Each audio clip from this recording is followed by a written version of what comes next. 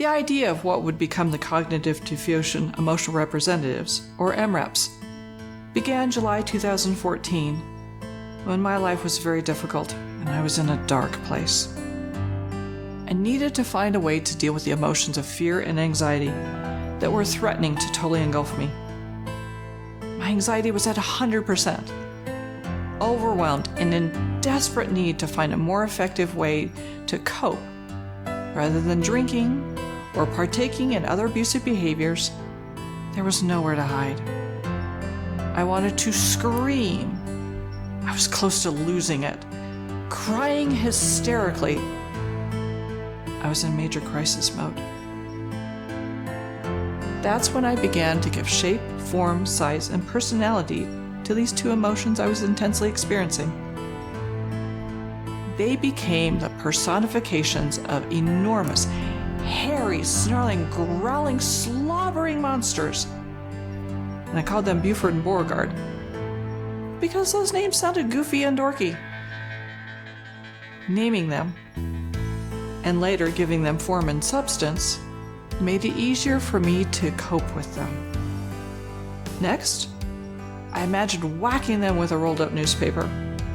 As I did, they whimpered and they yelped, getting smaller and smaller with each hit, until they were very small.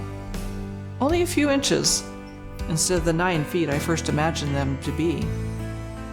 I then stuffed them in the deepest, darkest corner of my closet, and I walked away. This was all done within my mind, and if they had had more form and shape, I would have used a rolled up paper on them. The next morning, I drew a picture of what they looked like, which helped me to begin to see them as something outside of myself, and easier to deal with.